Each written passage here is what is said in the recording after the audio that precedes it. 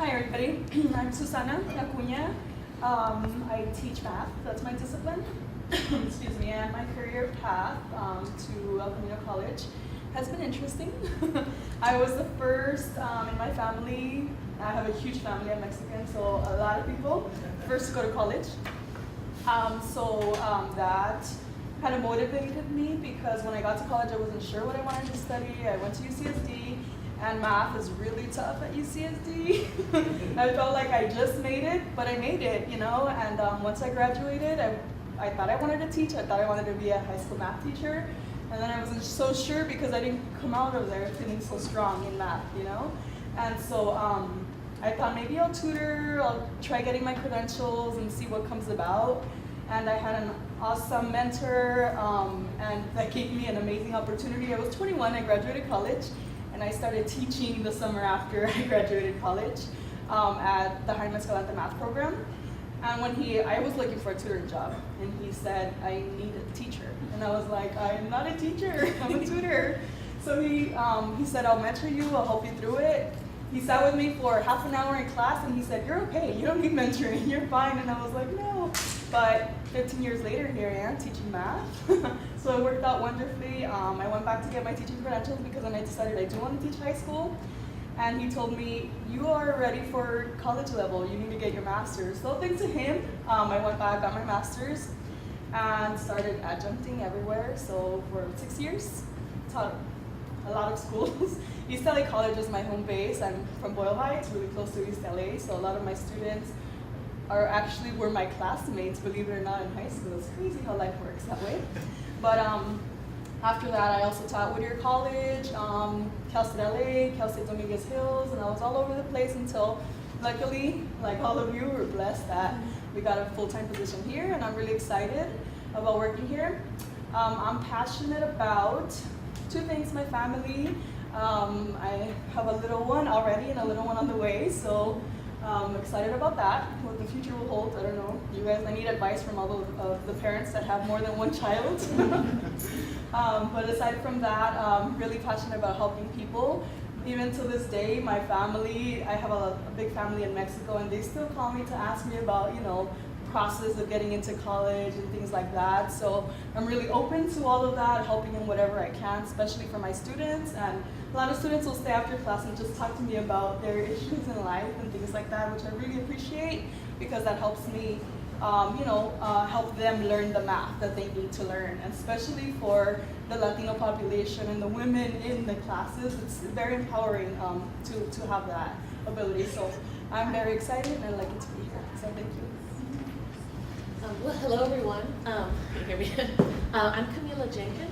I was hired as the new Outreach Services Librarian here on campus. So if you're from the Puente program where a lot of the student services, I'm your liaison. I'm sure I've met many of you already and your program mates.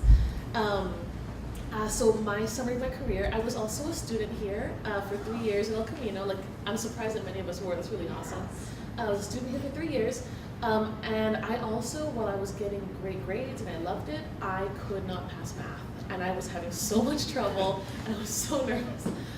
So finally though, I knew I wanted to transfer. I knew I wanted to transfer to UCLA. And when I had that goal, I was like, no, I'm doing this. And so I sat down, I made a study group, made it happen because that would have been a barrier that would have stopped me from transferring and doing what I wanted to do. Did it finally. I went to UCLA and got my degree in English. I loved my English degree so much. It was the amazing 2 years, just getting to study English here at UCLA. And then after that, I wasn't quite sure what I wanted to do as a career, but I took some time to do an internship. I did an internship in kind of the publishing world, which I realized was not for me at all. I was not the right fit. And then I did a volunteering with the South Bay Literacy Council, which is right here in Torrance, and they teach literacy for free to people who, for whatever reason, are unsure about their English skills. And I realized that I think I took a good look at kind of my own values and what I thought about where I was in my life, and I realized that while I loved my English degree so much, I was really passionate about literacy and about working with people for whom literacy was like a life-changing event. And that really made me realize I should be a librarian. And so went to get my master's degree at University of Washington after tutoring for a year here in the South Bay. And while I was in University of Washington, I still didn't know what type of librarian I wanted to be. I could have been public, corporate, whatever kind of librarian. And I realized what was a very formative event in my life, it was going to El Camino. And so I cold emailed all of the community colleges in the Seattle area, and thankfully one of them was hiring for like a library assistant. So after all these like desperate cold emails, like please hire me, please, I want to work with you, I got hired at North Seattle College, and I worked there for the whole 2 years of doing my master's. I realized I loved it. I loved the community college population. I felt like I gelled with them so well. It was a perfect fit for me, and it's what I really wanted to do. So then after my master's, I moved back home because I grew up here. I spent about a year searching for a job, like most of us. I was hired adjunct here at El Camino as an adjunct librarian about a year and a quarter ago.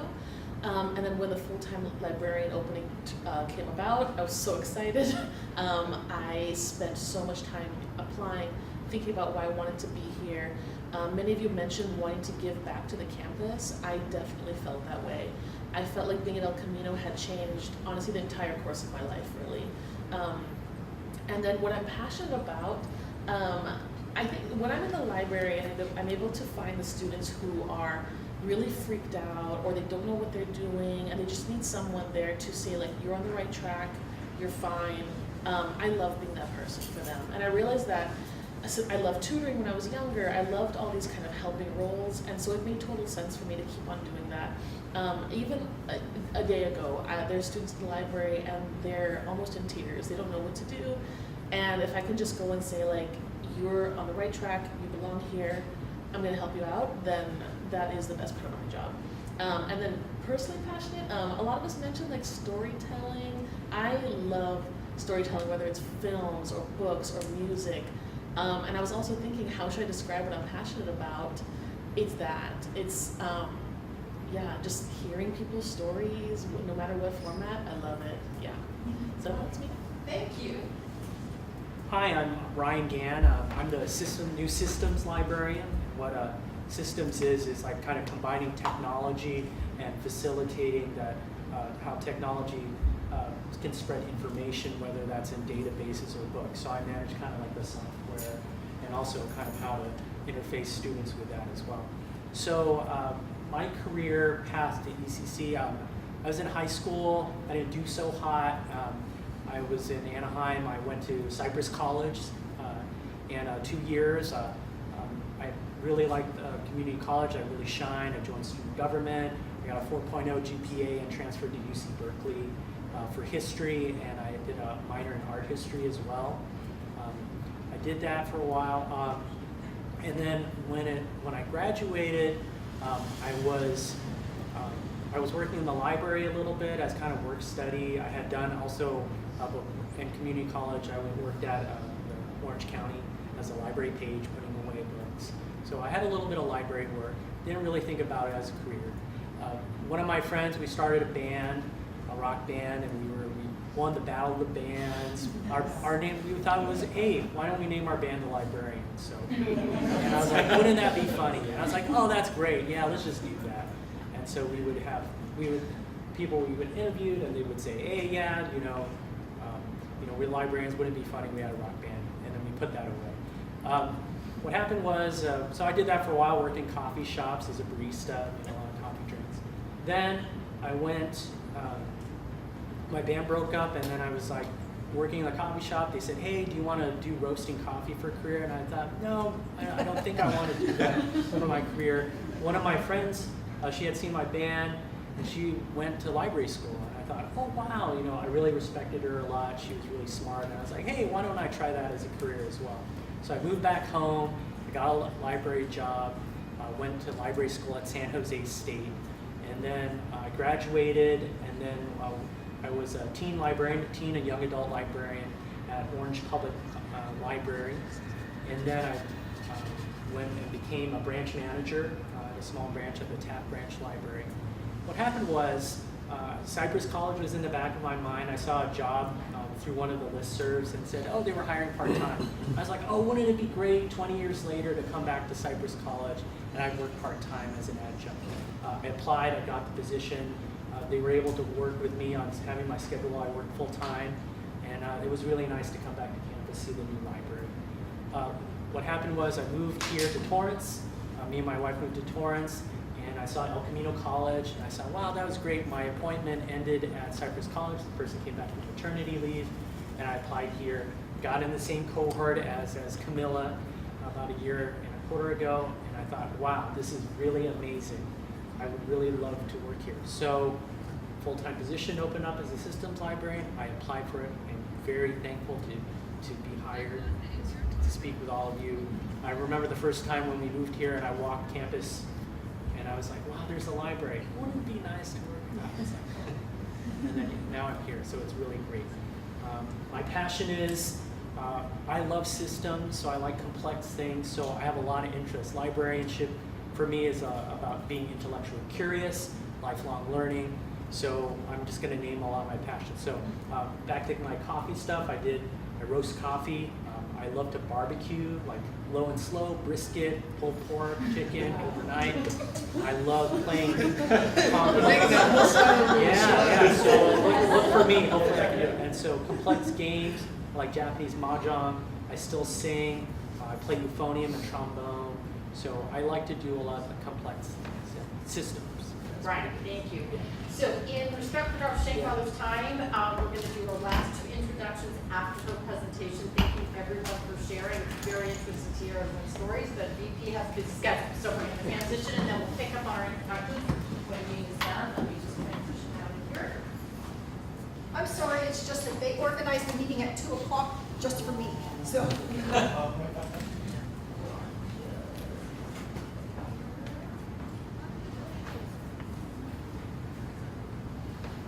So while she's doing that, I'll just say in terms of passions, I'm connecting with you, Victor, because I identify with your wife. My daughter, who's 31, just had a baby 6 months ago, and they live in South Carolina, 3 hours from an airport. Thank you. All right, so this is something that's probably on your mind. What's going to happen with you as you start your journey here at El Camino College? Tenure, because this is a full-time position, you're on the tenure track, so tenure is a big deal. It's outlined extensively, but actually not extensively enough in the contract. So that's where you're going to want to go and read to really get the details of what's going to happen in the next 4 years. So it is a 4-year process. It takes 4 years for you to achieve tenure at the beginning. The summer after your 4th year, assuming everything goes swimmingly, and I'm sure it will, you get a letter from me saying you know, congratulations, you've been granted tenure, and you get introduced again at Flex Day with your name up there at the tenure awards, right? In those 4 years, you get 5 evaluations. The contract spells it out. First, second, third, fifth, 7th semester, you will be evaluated. It's a lot of people coming in and out of your classroom. Okay, it's a lot of meetings, it's a lot of self-evaluations, but it'll be worth it in the end. You have to have a recommendation from the committee that's evaluating you at the end. We recommend you for tenure after that 7th evaluation. And then, like I said, the letter comes from my office, so don't think something's wrong. You get a letter from the Vice President of Academic Affairs. If it's the end of your 4th year, that's a good thing. There is an academic rank structure here. It's more informal because we're not required to do research, and and it comes actually from the academic senate. So after your tenure, then your way up the instructor, adjunct, assistant, associate professor, and professor emeritus recognitions will come from the academic senate. So again, it has to do with how long you've taught here and how many evaluations you've had, and really it hasn't been highly publicized in the academic senate, attempting to get more proactive to recognize these steps through the professor ranking, and they're going to start giving awards or certificates to recognize people that have made those milestones. All right, so like I said, evaluations are in the collective bargaining agreement. It is Article 20. It's broken up into a number of different sections. There's evaluation of probationary faculty, of which that's your category right now. So that's the tenure process. There's regular contract faculty. I don't know why it's called that. Those are the tenured faculty members, and then there's an adjunct process. All right, so all three of those. During the process, Section 1, like I said, is for probation instructors. You're going to want to read that because it's the most extensive one, right? Because we're making sure, I don't know if it's it's, I guess we're engaged right now, right? Or we'll be married at the end of those 4 years. It's a long engagement. Because we're trying to decide, you know, we have standards and we want you to be up to those standards. And that's kind of what the probationary process is until tenure. Although that sounds really bad. Like, do you measure up? We already think you measure up. We hired your tenure track. I don't want you to think that we're scrutinizing about every move we make. So in that section on probationary instructors for the tenure and evaluation process, it's broken up into a number of different things. So the timeline. Actually, the timeline is starting for the deans right now. They're developing who's going to be on your hiring committee and setting out all the memos. They have to have all their paperwork to be through the process by the week after school's out. So you have a couple of different meetings that you have to have, and it has to be all timelined out. More than likely, you're going to have your final evaluation conference maybe 2 weeks before the end of school. So you're going to need to leave some time, even though it's very busy with final exams and such for you and grading. You got to make time for that evaluation conference in there with your colleagues. There's an evaluation panel. The contract sets out who's going to be on the panel. It's always going to be your dean and at least 2 people, one of whom should have been on your hiring panel. I think there's a minimum of 2 visits per person. The faculty members, I believe, are supposed to contact you and set up an appointment, mostly so they're not walking in when you're giving a test, right? That's kind of boring for the evaluator. They can't really evaluate you. The dean does not have to. The dean can come in anytime. And I will say there are some faculty members that like to come in a lot. If you're teaching 4 different classes or 3 different classes, they want to see you in each of those classes, so they can come once for each of those. Counselors are a little bit different in how you get evaluated. Special responsibilities. I don't remember what the special responsibilities are.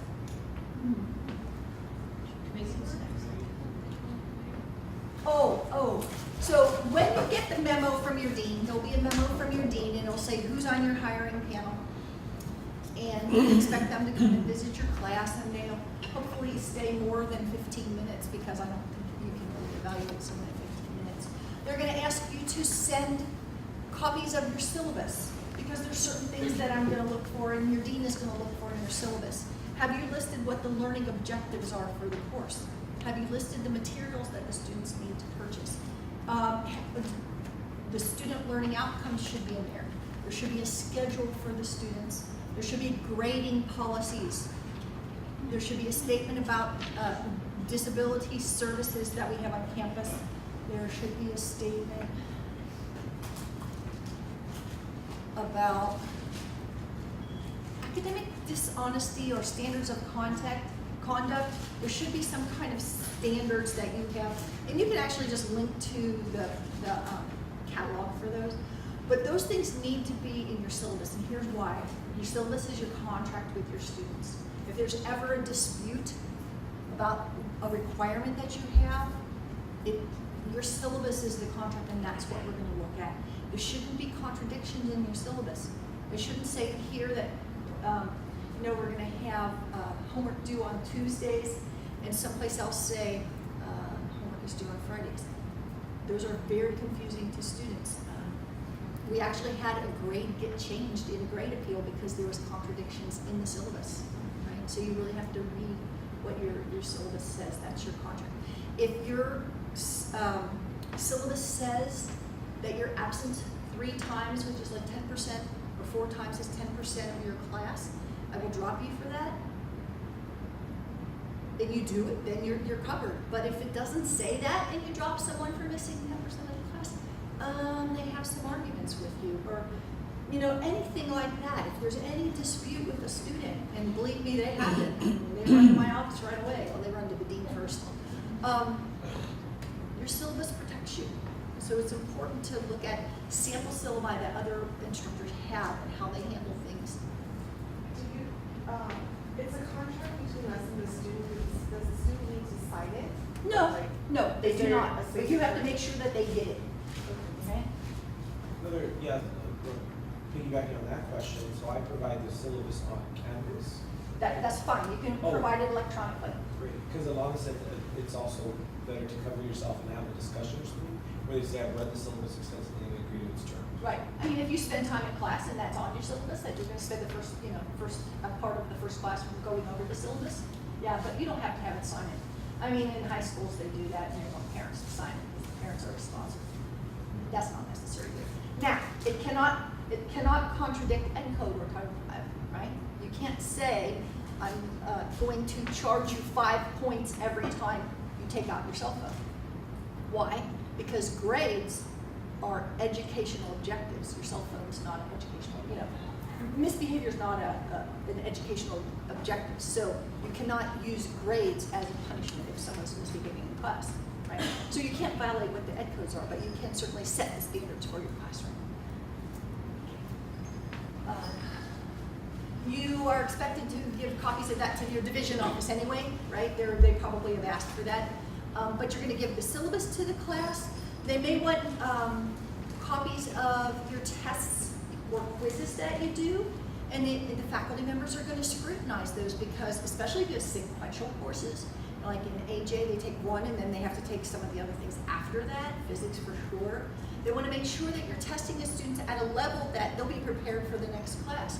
Or whatever's in the course outline of record, that's what you're actually putting into the course, right? Because the course outline of record is another contract we have with the students. So handouts, and any other handouts you might be using, just that you think will show the effort and the level of education that you're providing to the students. So they will look at all of that. That's what I mean by the special responsibilities. So you would probably be giving copies of that, and they may request paper or electronic. That's up to what your division does. To everybody that will be on that hiring. There's a self-evaluation that's required of you, and the first couple self-evaluations took me so long to do. There's 4 or 5 categories that you have to address. What are my goals? Did I achieve my past goals? So you don't have any past goals right now, unless you were here part-time and had them already, then you've been evaluated. What did the student survey results say, and how are you addressing the points that are very favorable and the points that might have criticisms that are valid, and how you might address those. And there's a section on your professional development. What have you done to professionally develop yourself as an educator in elementary college? Don't just dash it off. Put some thought into it, because you can use that as a guide for what you do in the coming year. The student evaluation, students will evaluate you. And typically they have the opportunity to fill out an electronic scale, a Scantron. We're working on getting that more electronic, having them do it on their phones. We're just not there yet. So that's on a 4-point scale. We look at those and see, how many A's and B's you have, as opposed to C's and D's or F's that they have on there. And then there's a place usually for them to make comments.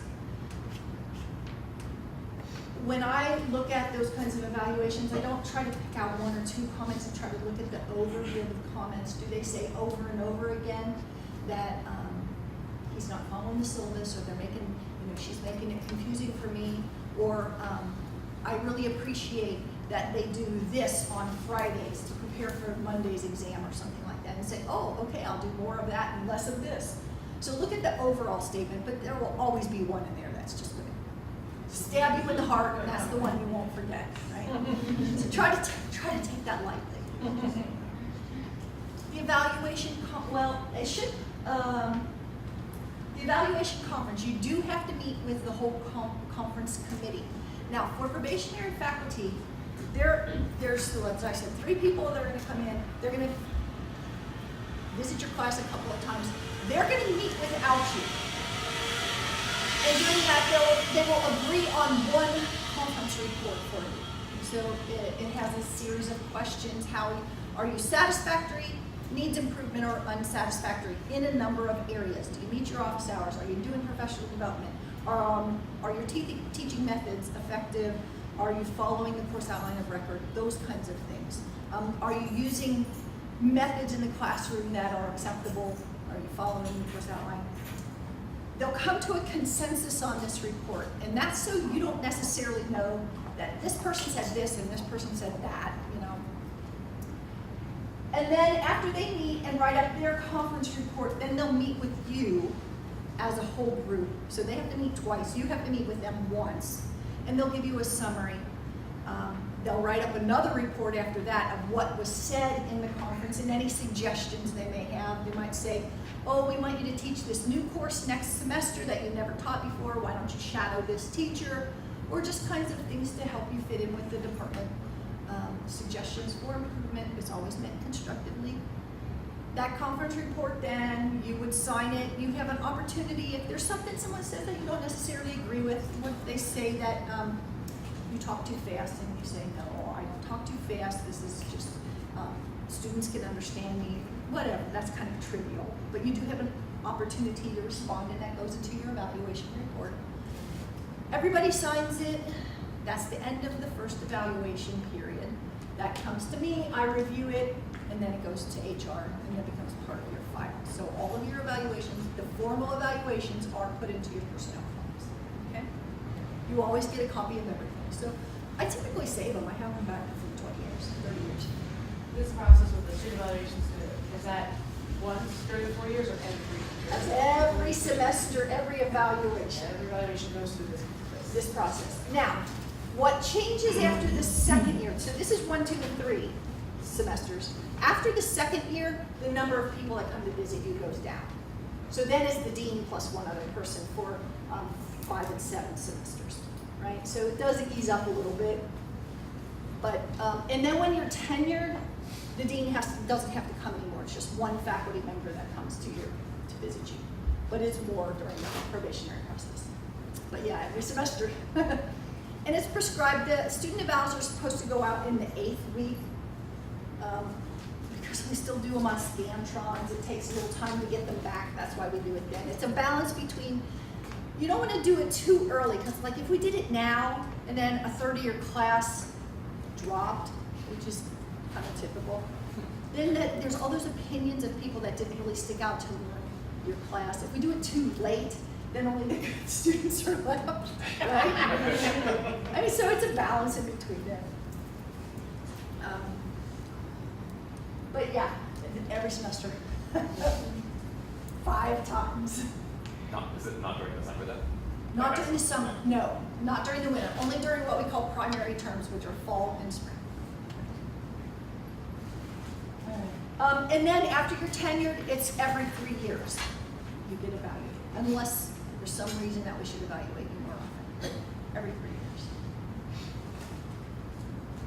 So the ratings are satisfactory, needs improvement, and unsatisfactory. Now, there's questions on all the reports where we can rank you, those 3 rankings, for just say, not meeting your office hours. Maybe you need to improve that. But there's also an overall ranking. So getting something less than satisfactory in an area, in one area is not, that's an area to improve, or you're not doing well. Overall is what we need to look at. Overall, if it needs improvement or unsatisfactory, then because you're probationary, there's follow-up that has to be done, and that's outlined in the contract, okay? So I'm sure, I was in all your interviews. I'm sure we won't see that.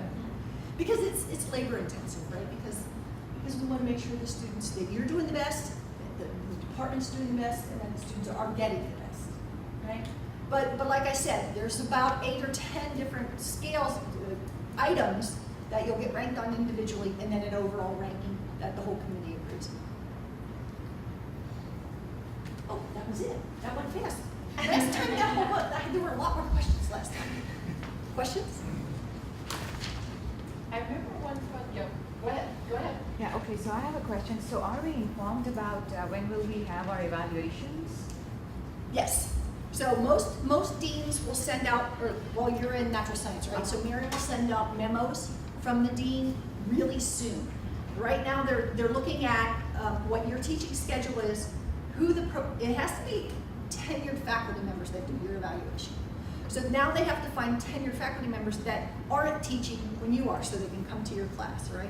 So it takes a little bit of time to get that set up, but then you'll get a memo saying, these people are on your evaluation committee, please prepare these materials, and here's the self-evaluation report for you to fill out, and you can expect this and this and this and all the things I just said according to the contract. So it won't be one of us.